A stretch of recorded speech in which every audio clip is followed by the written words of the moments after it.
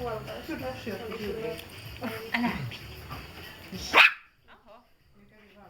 Älä hirvistä. Mä en jaksa enää. Eilen kun mentiin Nintalaan, niin mun täytyy kantaa sinne, kun ei suostunut kävelemään, vaikka oli matto lattialla.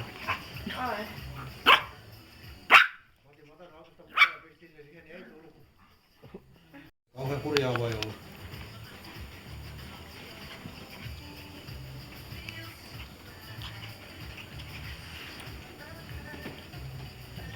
Peräpäivä on aina välillä vittaa näin.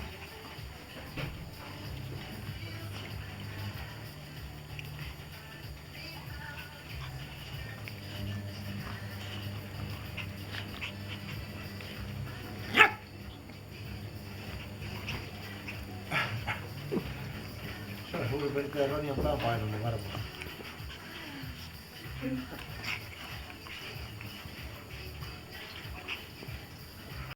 Tosta vähän saa selvääkin, kun on eri värisiä.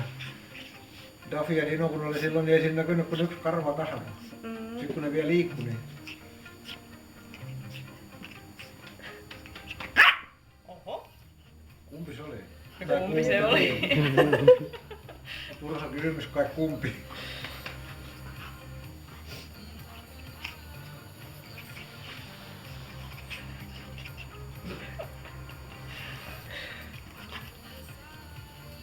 Se on ihan nyt sellainen leikkoira.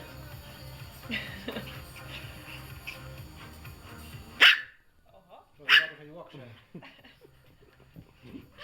Niin on. Ronja, hei. Mitä sä menit lavassa? Ronja hilaa itseäsi pikku hiljaa. Niin. On tässä mun silissä. Et ota sen päätä. Ei se pistä suuta. Ei se sulje.